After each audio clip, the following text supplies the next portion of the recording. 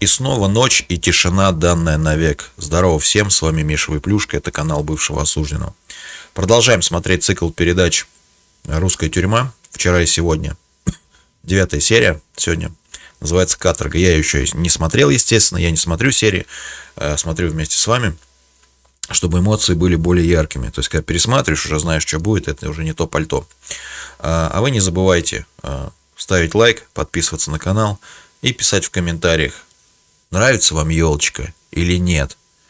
Также, заглянув в описание, вы найдете ссылки на мой ВК, Инстаграм, на мой второй канал и также на ТикТок, в котором недавно стукнуло уже 10 тысяч подписчиков, а это тоже не просто так. Ладно, давайте не будем долго, как говорится, опять базарить. Погнали.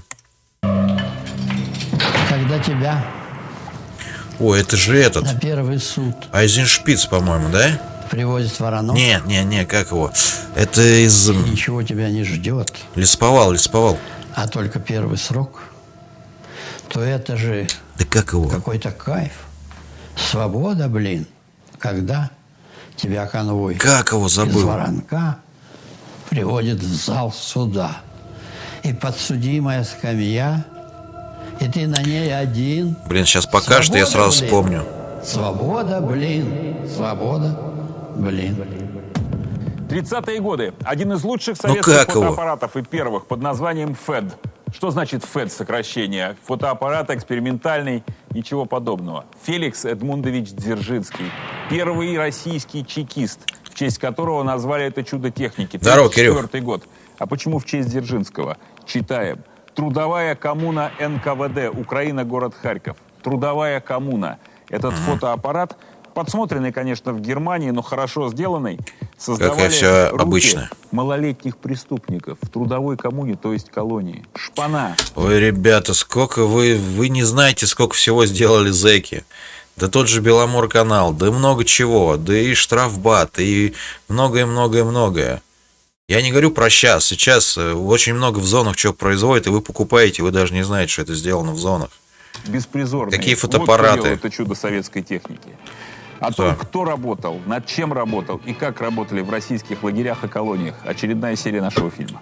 Давай. На Рассказывай. лесоповале я был примерно Да блин, ну как 6 его? месяцев. Рассказывай. Дошел совершенно. Потом меня заслали кирпичи делать. Отдельно, я был один. Он ж Конь помер. слепой, который месил... Танич, глину, ё-моё, Михаил печь, Танич. толстка, где я их сушил, и лоток такой на 2 кирпича. Красавчик. Работа жутко тяжелая, Был. тяжелее повала. Вот эти руки отнимаются совершенно. Это же тяжелые 2 кирпича. Их надо выкинуть и потом оттащить в печку, сушить. Но там я жил один, не было ни пропуска, ничего, и охраны никакой. Но тайга, куда ты побежишь? Это да, кстати, я помню, пересекался с ребятами, которые сидели в таких вот условиях в тайге. Ну, грубо говоря, там в Иркутске, где-то еще. У них там заборов нет в зоне. Просто потому, что некуда бежать. Фронтовика Михаила Танича, будущего знаменитого поэта, посадили в 1946 году, как врага народа. Он отсидел 6 лет и кем только еще не и работал за воевал. эти годы. Один из Войну тысяч прошел. россиян, прошедших через подневольный труд. Нормально. Конечно, ненормально, но это я так.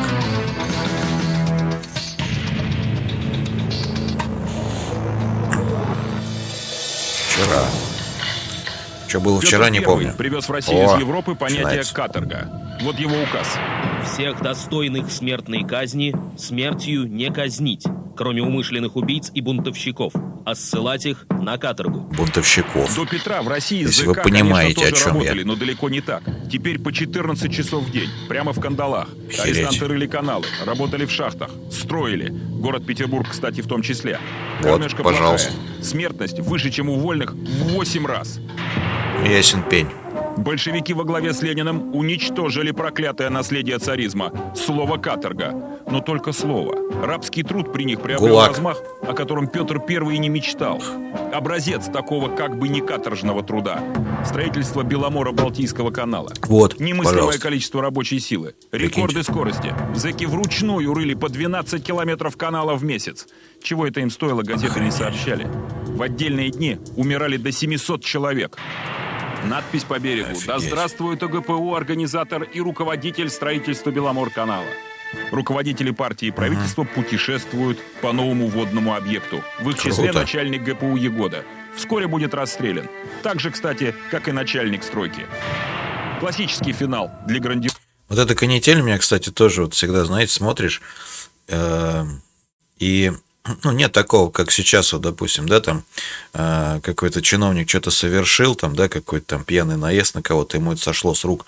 Вот когда смотришь, что было вот в Союзе при Сталине, да, ты вот смотришь, показывают какого-то чела рядом со Сталиным, и ты думаешь, блин, расстрелял он его потом или нет?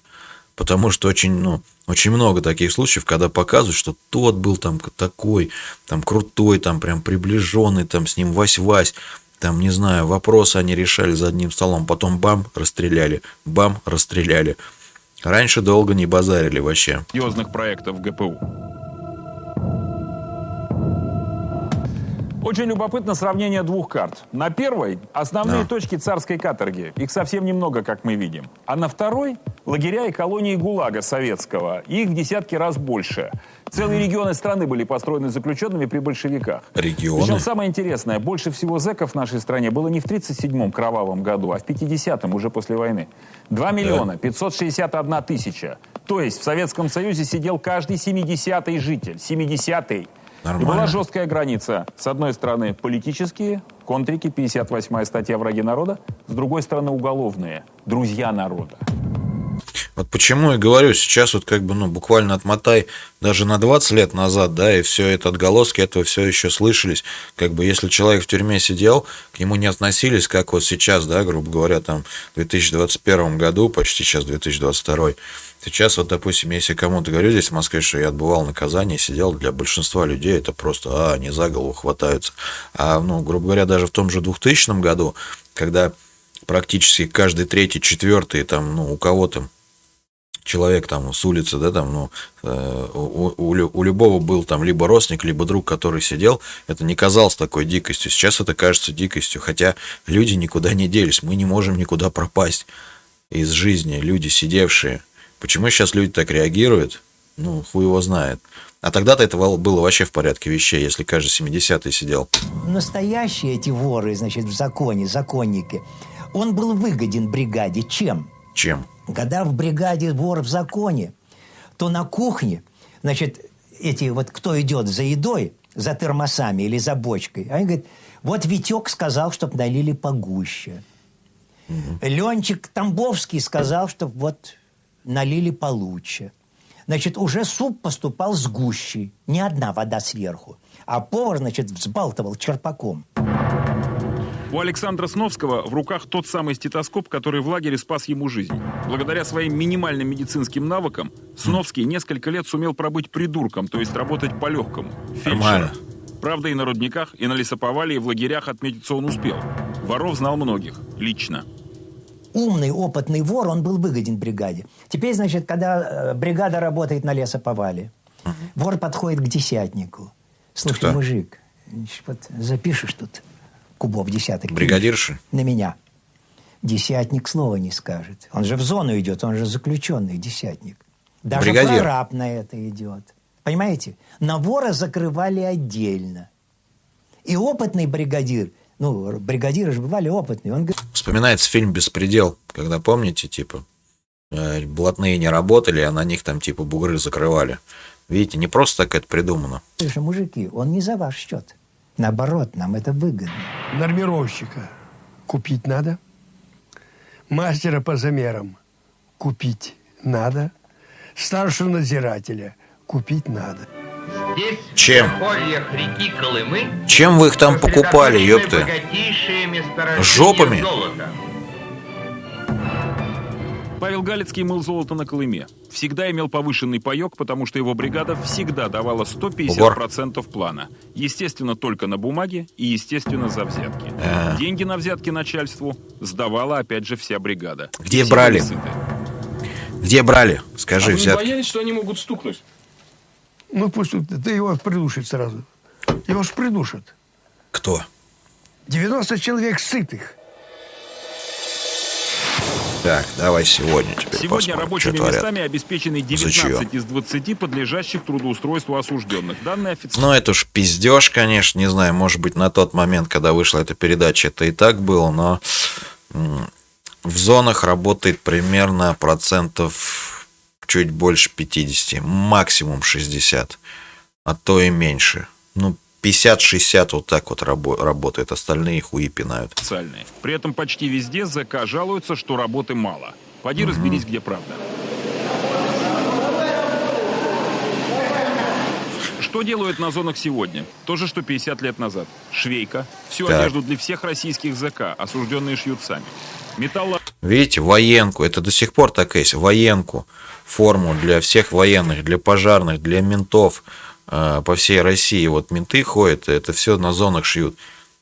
Короче, много чего. Обработка. Например, колючая проволока и газа. Ну да. Работающие в цехе просят не показывать на всякий случай их лица. И по всей России с советских времен остались в колониях пилорама. огромные цеха деревообработки.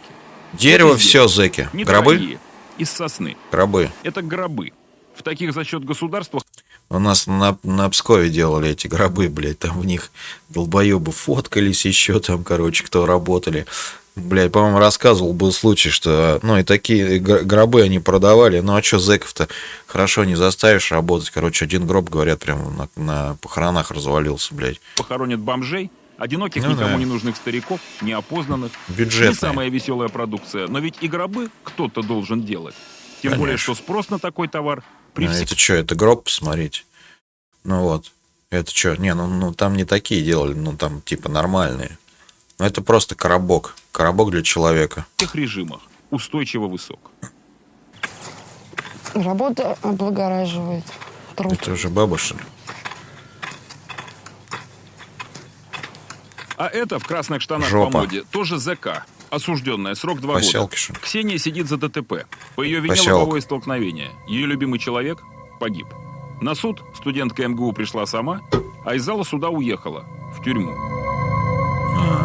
Когда я зашла в камеру, для меня это было потрясением, потому что там Это, кстати, раньше было, сейчас, знаете, как если человеку, ну они на поселке сидят, это видно, что сейчас скажут, что они сидят на колонии поселения. Сейчас вот человека, если отправляют на колонию поселения, его в тюрьму не сажают, его обязывают самого туда, короче, приехать. И приезжают. было 45 человек, все чем-то занимаются, это резкое перестроение быта вообще. Здорово, моего. Ксюх. И первое время я вообще не могла понять, где я и как мне себя стоит вести. Ну, поначалу, конечно, ахуй полный. Не в электростали поселок-то, блядь, а то у нас единственный поселок в Московской области. Не знаю, сейчас он остался, нет, или то в электростале был. Микрофон. Какой микрофон? Вот, видите, микрофон. Микрофон. Прямо скажем, для осужденных Пейджер. милая Ксения выглядит довольно странно. Но дело в том, что это не совсем зона. Это А вот колония ментовочка поселения, хорошая. А по сути огромный колхоз. Ну, Растениеводство, колхоз скот, поселение. птица. Сюда попадают двумя путями. Одни, как Ксения, напрямую по решению суда. Другие переводятся из зон строгого и общего режимов за примерное поведение. Да, можно, если ты сидишь на общем или строгом режиме, там, короче, есть какой-то срок. Ну, допустим, вот у тебя там 5 лет, да, там, строгача или там общего. УДО положено там в зависимости от статьи там по 2/3, поселок раньше. Поселок это не то, что тебя отпустит, а смена режима. Он положен раньше, чем условно-досрочный. Грубо говоря, по половине срока ты можешь написать на поселок, для чего это делается. Зачем типа переезжать на поселок, а не подождать, пока у тебя подойдет УДО? Ну, во-первых, там условия получше, во-вторых, с поселков отпускают получше. То есть, если в зоне не факт, что ты пройдешь УДО с первого раза, то на поселке сразу отстрелишь. Это один момент. И второй момент, блядь, они там как на воле. Их на выходные там домой отпускают. И я знаю такие случаи, когда пацаны со Строгого соскакивали на поселок и через месяц возвращались обратно, потому что они там начинали бухать, эти поселки кошмарить. Там же, как правило, рядом с поселком какой-то, ну, какая-то деревня, еще что-то, жилой какой-то сектор. Вот, и находится зона. И там зэки начинают такую херню исполнять. Вот, да, можно перевестись, если что. Между двумя этими категориями. Я, если что, не то чтобы писал. вражда, но дистанция. Скучаю по Москве, Знаете, почему я не писал? Потому что там въебывать надо. а не по родителям. А потому что они ко мне часто приезжают. Здесь лафа. Москвичке Ксении можно ходить в Москвичка, гражданской знаешь, одежде, электросталь иметь 100 наличные пудов. деньги, хоть каждый день встречаться с близкими, Но все равно это колония, неволя. Ясен хуй. Если думать, каждый день думать о том, что ты сидишь в тюрьме, и что тебе еще столько-то осталось, можно... У меня и так вот Это и не тюрьма. не очень. И психика пошла. Они могут в вольный магазин ходить, блядь, купить себе там пивка, водки, блядь, и никто им ничего особо и не скажет этим девочкам, блядь. Что-то, наверное. Ты в зоне посидел где-нибудь? Ты бы охуела. Думать постоянно. У нее просто настрой, скажем так, выжить здесь. Дожить до условно-досрочного освобождения. Но она пока не понимает, что еще столкнется с трудностями определенными. Она обязана работать, а работать человек не привык. Мам, справки обязательно. Обязательно. Не поняла, Мам. обязательно. Избалованная Мамкать, блядь. осужденная в красных штанах орет по телефону на мать, чтобы та срочно везла медицинские справки. Как которые пьяными подтверждают за рулем причину разъебывать пострадала во нахуй время аварии людей. и освободят Мамку, ее блядь, от не помним. тяжелейшей физической работы с тяпкой на поле. Вот времена. Ксения вряд ли знает, как работали на зонах ее ровесницы, Натуре, невиновные, блядь. каких-то 60 лет назад. Вы там вспухли, блядь. Был у нас в лагере начальник лагеря Крылов. И один раз мы пришли с леса, уже под весну, ноги мокрые. Но он говорит, норму выполнили? А бригадир говорит, нет, невозможно было сегодня норму выполнить. А он говорит, ну, вы еще не пойдете. Упадете, вас подберут.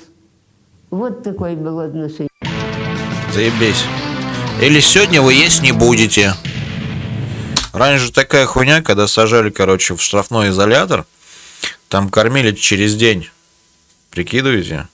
То есть, раньше в ШИЗО, в карцере, кого сажали, там, в 80-е годы даже это еще было, там кормили через день. День кормили, день нихуя не кормили, прикиньте. А после пересылка. Там вообще как стадион. Баланда, нары метров 100 и радиошансон. Татуированный народ играет в 3 листа. Еще такие поищи курортные места. А что судья, что прокурор, так это нафталин. Свобода, блин. Свобода, блин. Свобода. Свобода, блин. Блин. Да. Это Жуков еще пел, блядь. О, блядь, беда. Что такое была царская каторга? Труд на тяжелых работах в тяжелых климатических условиях, в Сибири в первую очередь. Вот, спускаются в шахту, это Нерчинские рудники, 19 век. При этом содержание было разным. В казарме, даже в частном доме, если ты уже отсидел часть срока. Или наоборот, опасных заключенных могли держать в кандалах, а самых опасных, например, приковать к тачке. Представляете? Спать с тачкой, ходить с тачкой. Охереть. В туалет, простите, с тачкой тоже. Тачку. При большевиках труд заключенных стал только еще Насрать им более тяжелым, тачку но и слово привезти. «каторга» не употребляли до поры до времени.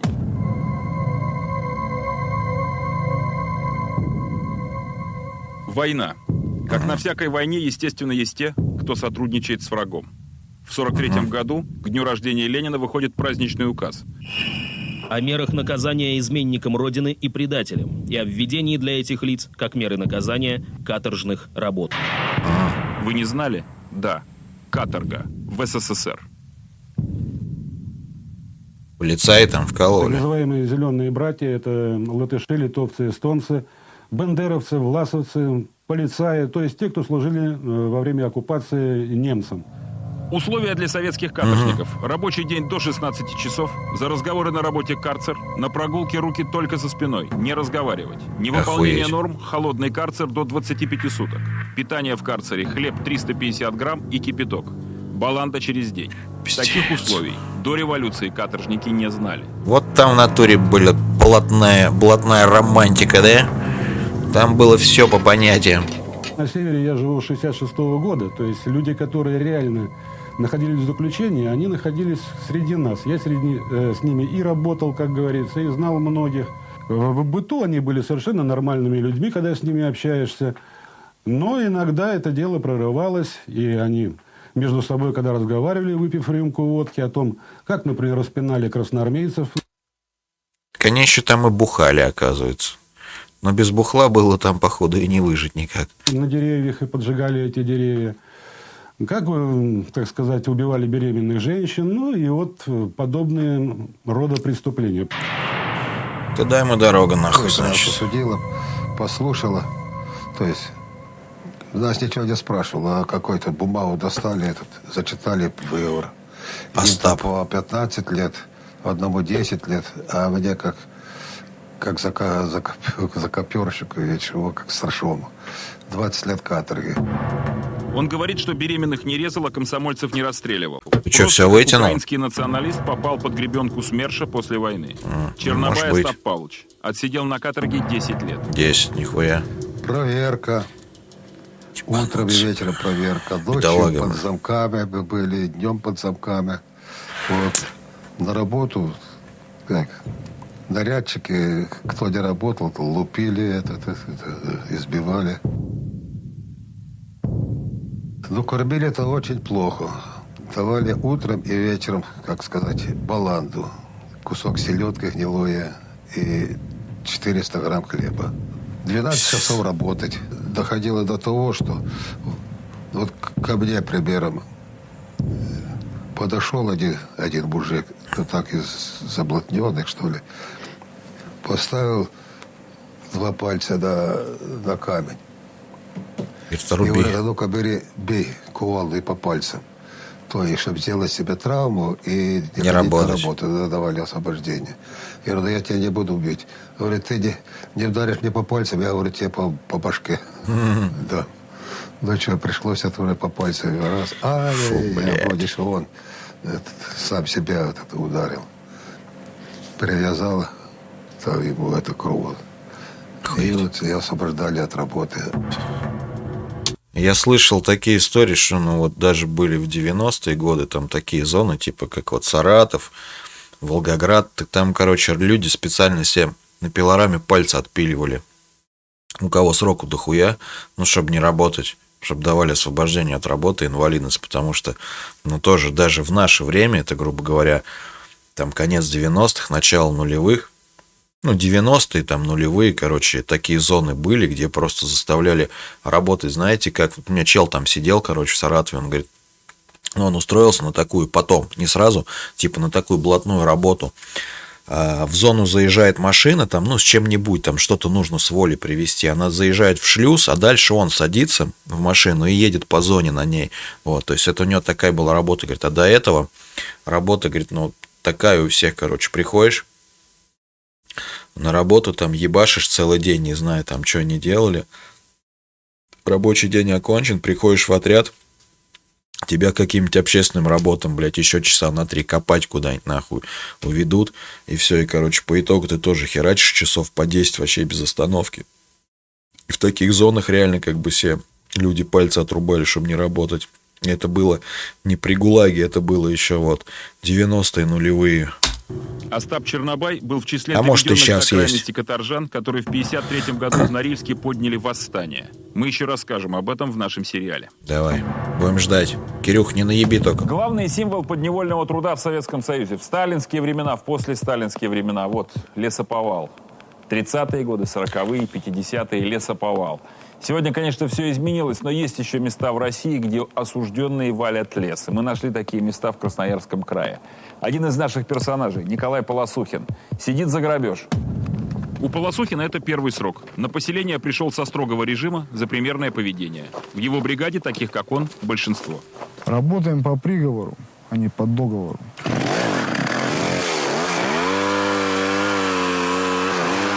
Работа тяжелая. Пила только весит 11 килограмм, и с ней по жаре целый день. А зимой по пояс в снегу. Дневная норма примерно 100 больших деревьев. Это много. Но зато дни, говорят, летят. Не замечаешь. Проверились, позавтракали. Загрузились в машину, поехали. Сюда приехали, сварили чиферу на костре, там, ниже у нас. Чифернули, и все, и каждый по своим делянам разошлись. Каждый делает свою работу. Все, вот я, допустим, отвалился. У меня лежит 100 палок, да? Я могу идти собирать ягоду. Или сидеть на костре, травить анекдоты. Прям Выгораешься. Сколько уронили? В отличие от обычной колонии, на поселении чефир можно пить в любое время. Большая льгота. Ну да. Сейчас нормально, еще не жарко. Чефир пьется из одной общей кружки. Такой элемент братства. Бригада, в которой работает Полосухин, живет в лесу, за зоной. Охрана формальная. Один нихуя себе. надзиратель на 20 человек. Но больше и не надо. На лесоповале на рожон не лезут. Идти назад в зону желающих нет. Базара нет.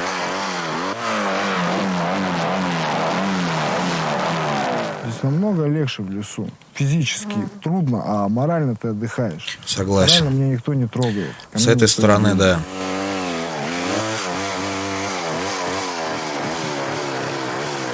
Иногда стены, блядь, этот каменный мешок и зэки вокруг тебя так заебут, что ты будешь готов просто, блядь, как робот валить лес сутками, блядь, лишь бы этого всего не видеть и просто находиться в спокойствии, блядь.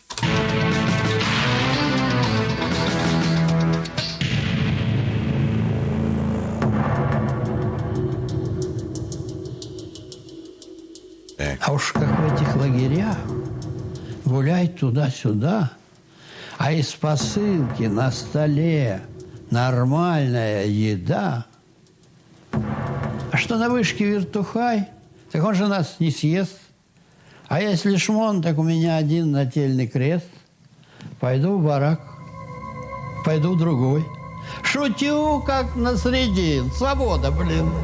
Свобода, блин. Свобода, блин. 150% нормы. Ёп. Кошмары, блядь, кошмары ночные.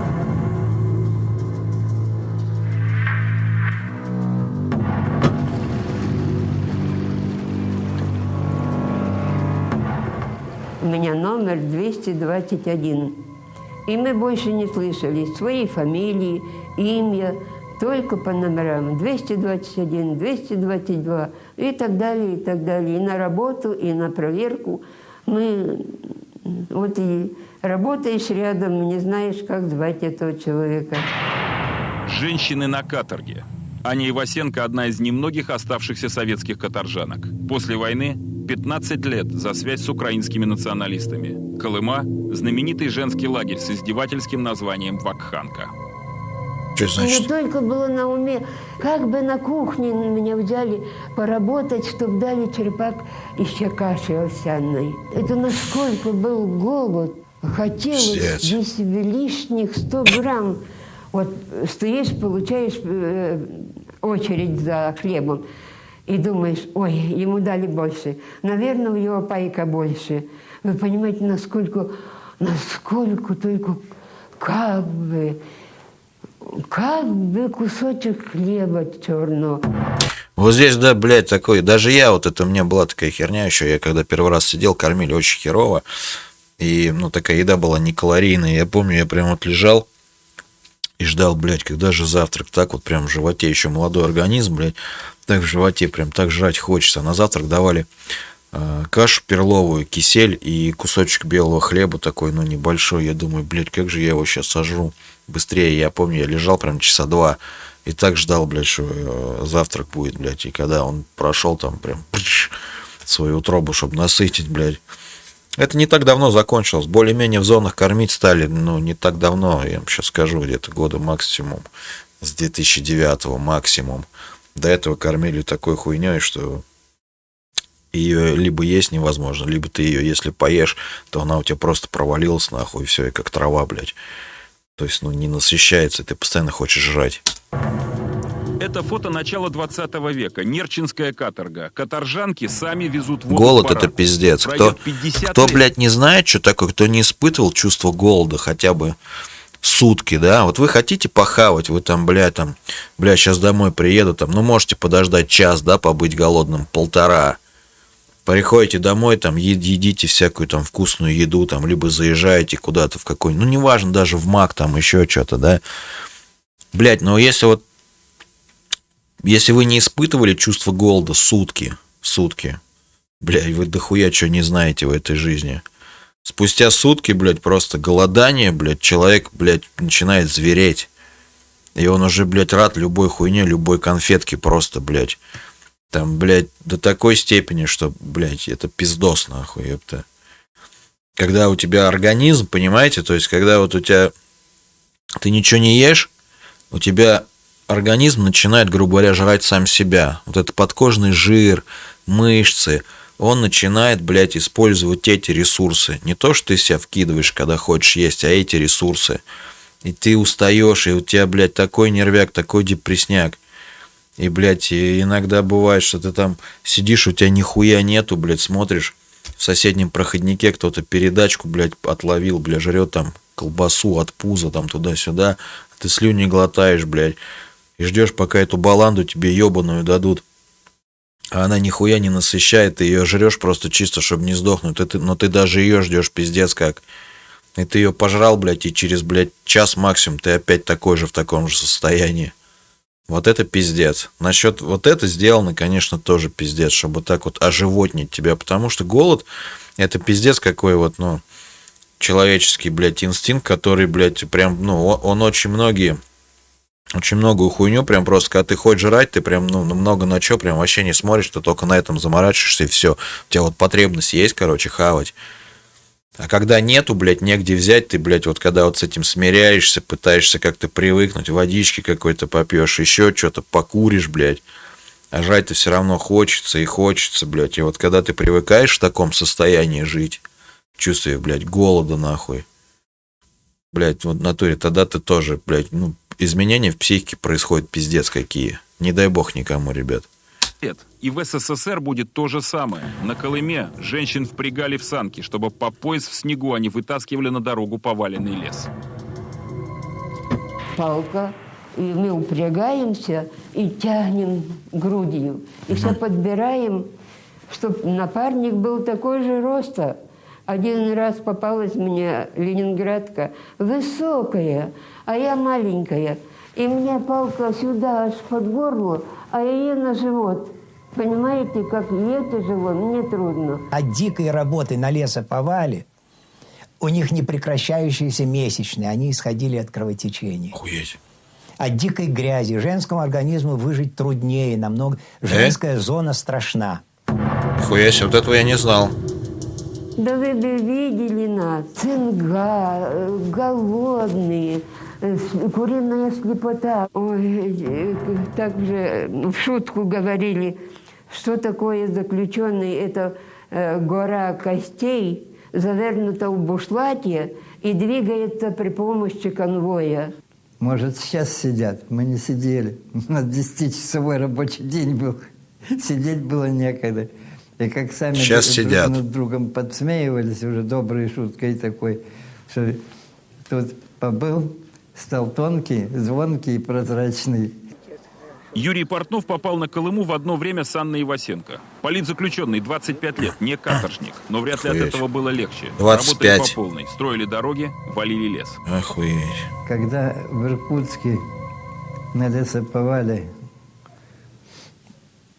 я однажды опоздал к разводу, то так же, вот как с Анной было, на меня сразу наручники и в БУР. Это барак усиленного режима. Барак усиленного режима. Вот там сидели все эти головорезы, все такие, которых боялись даже и надзиратели, и которым отрицалы, короче. Двойное питание кухня приносила, всегда по их не выпускали ни в столовую, никуда. Под замком сидели круглыми сутками. Играли в карты, играли на людей. Вот играют два таких авторитета.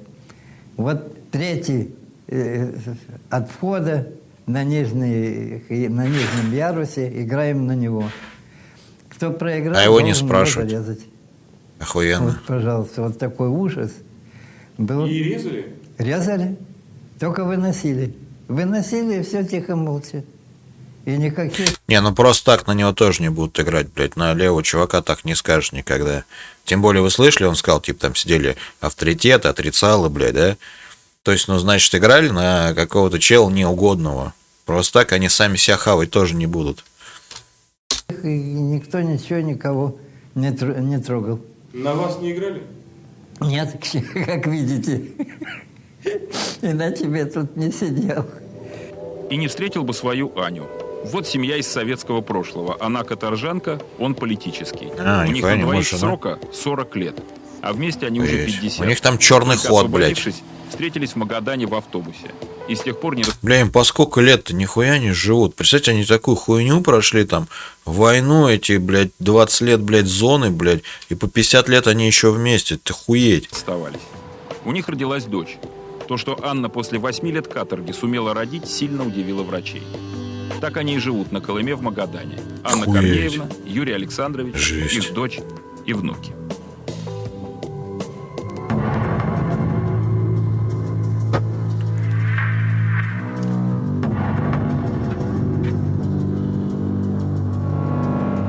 Теперь живу, и ничего. Вот только от свобод уже походочка не та, и пульс уже не тот. Маршрут у нас один у всех. У всех один. Уролог, блин.